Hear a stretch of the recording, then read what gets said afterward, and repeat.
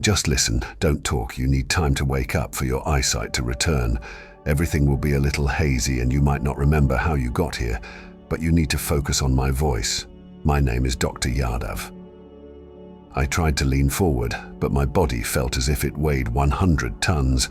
I barely moved an inch before I slumped back into the bed. This is going to be a lot to hear at once, but it's important that you know these things right away. In 2043, your body was suspended in an experimental bioamber, freezing your body until woken. You participated in this trial because you had been diagnosed with Creutzfeldt-Jakob disease and given 6 months to live. At the time of your diagnosis, researchers estimated that they were less than 5 years from finalizing a cure. How long? I coughed, a thin film of bioamber, tasting like burnt paracetamol, covering every receptor inside my mouth, nose, and throat. You can talk. That's excellent. Much quicker than the others. Excellent. Superb, he said, pausing to make a note. Well, I don't mean to use too much of an old cliché, but there's bad news and there's good news. The good news is a cure has been found, and it was administered before you woke up. Congratulations. You're free of Creutzfeldt-Jakob disease. The bad news is that it didn't come as quickly as researchers had expected. Tell me, I sputtered. My eyelids flickered as I tried to force them open. The agreement that you signed stipulated that you were only to be woken up after a cure had been found. The year is now 2051. You didn't know that it would take 308 years when you signed that document, and for that I am truly sorry.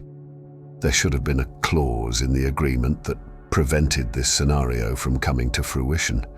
There was much debate within the scientific community as to whether or not you should be woken up, and I hope that you feel we made the right choice. Mr. Jones, welcome to the 24th century. This isn't funny, I snapped. But I already knew that he was telling the truth. I could feel it in the tone of his voice, the way the air felt as I breathed it in, the unfamiliar ambient noise trickling into the room, but I couldn't admit it. Not yet. Did Angela put you up to this? What the hell is going on? Said the doctor, tapping away at a device. After a short pause, he told me that it appears your sister was buried in July 2089. I'm so sorry for your loss. Once you've fully recovered, we can take you to where she was buried, if you'd like. My vision was returning each second, bringing a small increase in light. I could now make out the silhouette of the doctor, his sympathetic stance over my bed. Really? This was all I could say. What else could I say to him? I already believed him. It was starting to come back to me in pieces. Angela, the disease, hospital. I can remember her face screwed up like a pillow, crying and asking me if I was sure. I told her I'd be back before she knew it. I'm afraid so. As far as we can tell, you have no living family beyond distant cousins. I can imagine that this must be a lonely experience for you, but believe me when I say that we're all here for you. I tried to swing my legs off of the side of the bed, but could only muster a twitch. Mr. Jones, it may be some time until you're back on your feet again.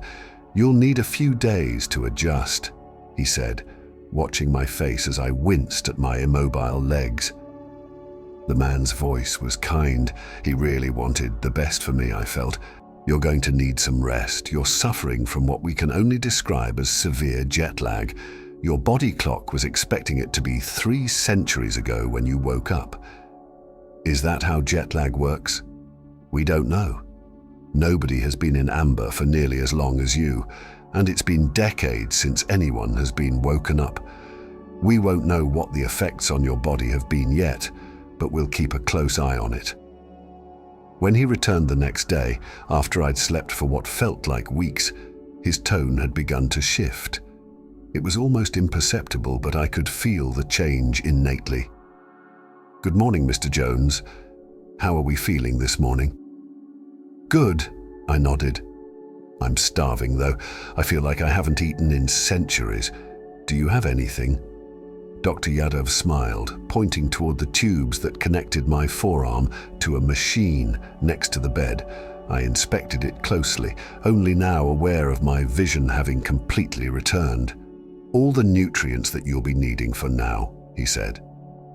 I sat up in the bed, feeling a world better than the day before, but still weak and unable to completely support my body weight. So, Doc, what's the world like out there? What's changed? Don't tell me. Flying cars, right? The doctor exhaled, looking up, shaking his head. Imagine trying to explain the world as you knew it to someone from 1743. Almost impossible, isn't it? Telephones, the internet, airplanes, it would all be so far removed from his reality that it would be impossible to explain in a way that he would really understand. His lack of understanding might even lead him to believe that people from your time live in a hellish place. I paused and reflected. Could it really be that different? I looked around. The one small window on the other side of the room was frosted, the bed like any other I'd seen, and the rest of the room almost entirely featureless. You're wondering if it's really that different, huh? He said.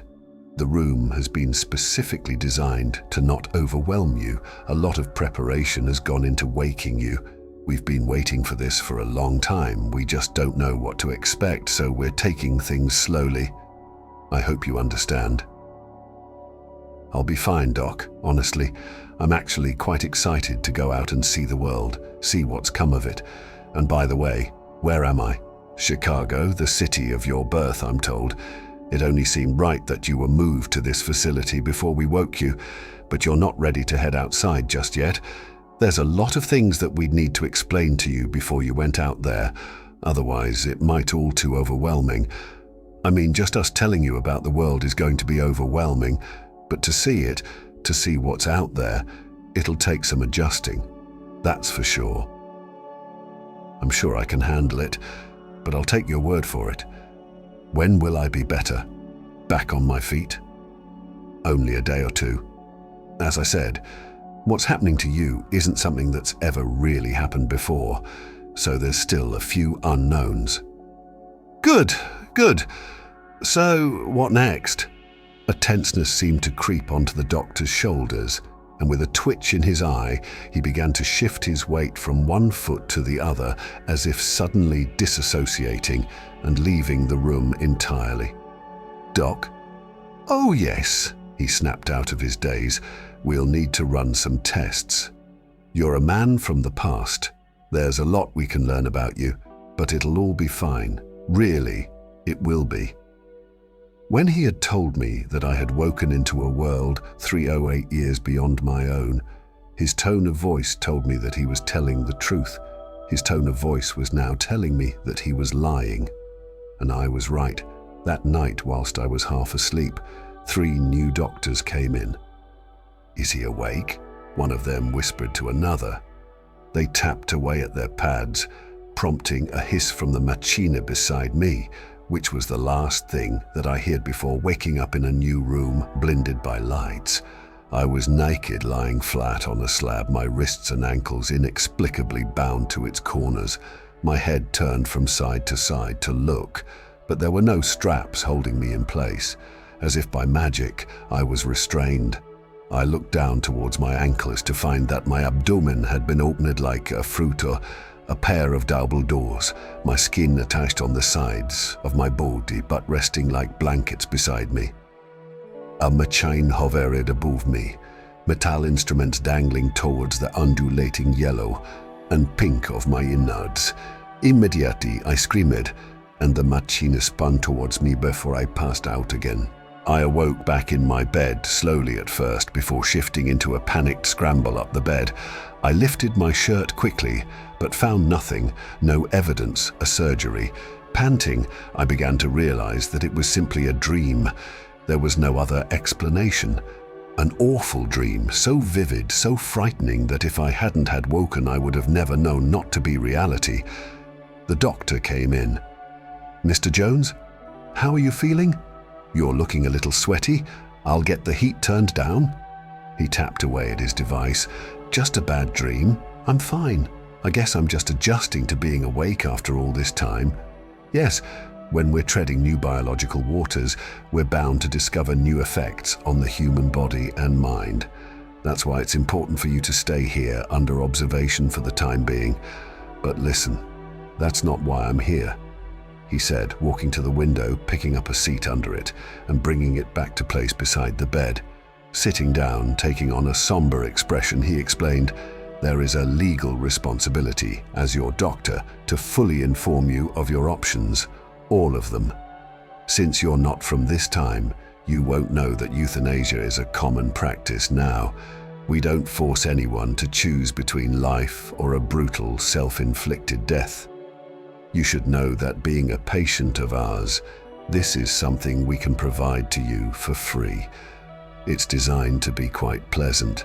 I just want you to know that this option will always be available. Thanks, Doc, I chuckled. Good to know. He nodded, tapped at his device again. Catching me completely off guard, I was now falling asleep again. In the first few moments, I wondered if I had miscommunicated. Perhaps this was euthanasia. Was I dying? Was I being sedated? I should have been clearer.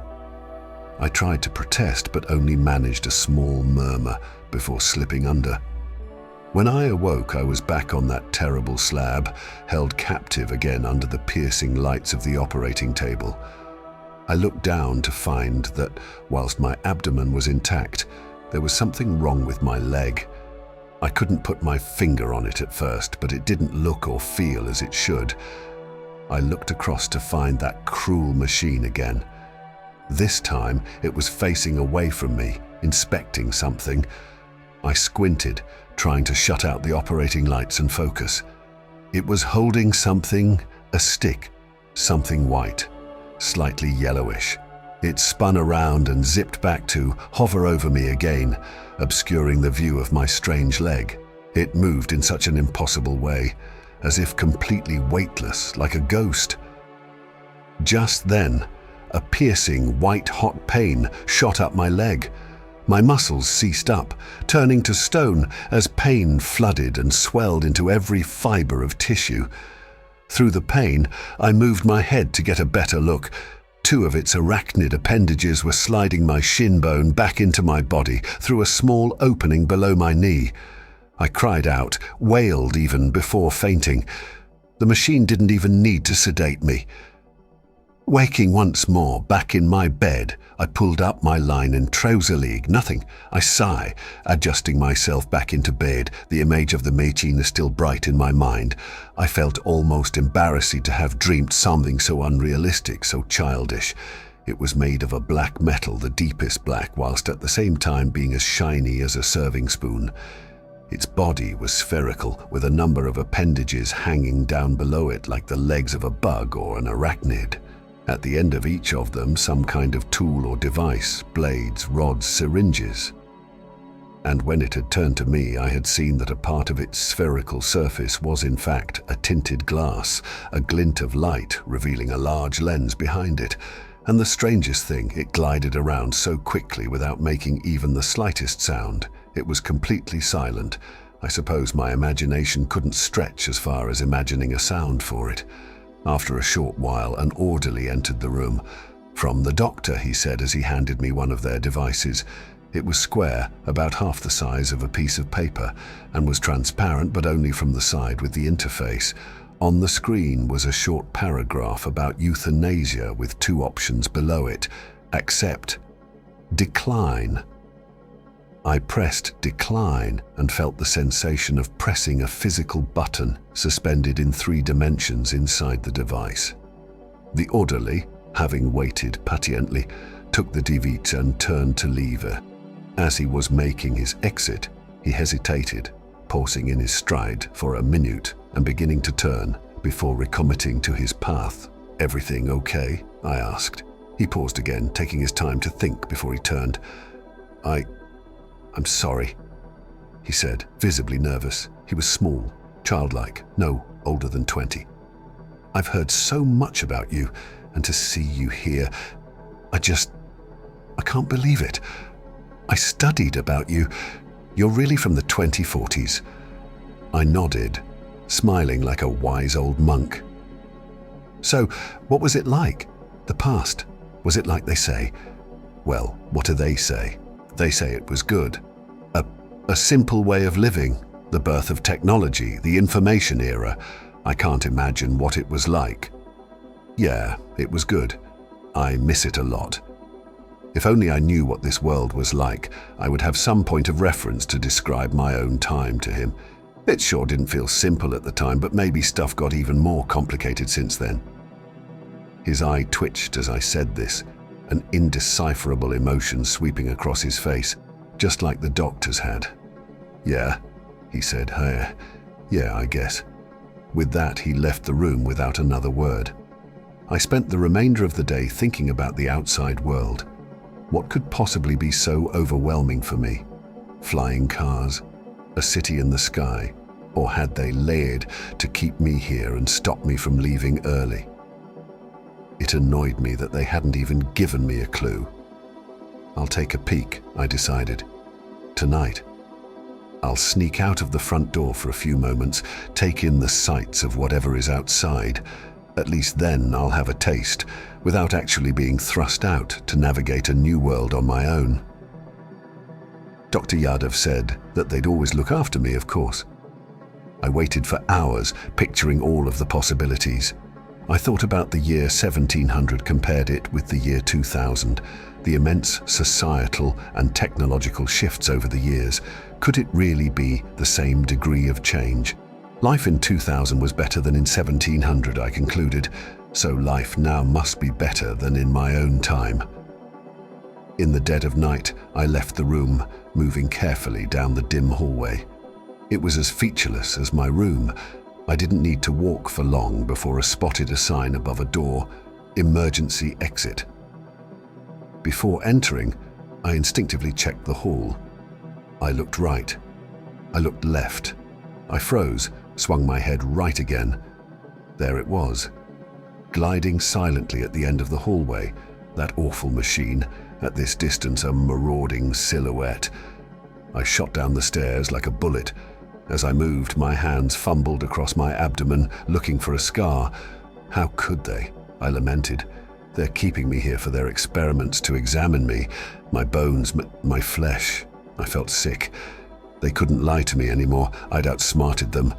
I'll leave and never come back, I told myself. Finally, I reached the bottom of the stairs and found a set of double doors. I listened out for the machine, knowing full well that if it were coming, I wouldn't hear it. With a hand on the push bar, I considered for a moment my predicament. No evidence that my nightmares were real. Could my mind, destroyed by disease and time travel, have betrayed me? A flying, silent machine? I suppose that I would find out soon enough. I was outside for 17 minutes. That's all it took before I was back at the door, banging on the cold iron until my fists were bloody. "Let me in! God damn you all to hell, you bastards! I want euthanasia. I want it now. I want it now. Let me back in. You made me a promise." Subscribe to my channel and don't forget to turn on notifications to see you in the next story.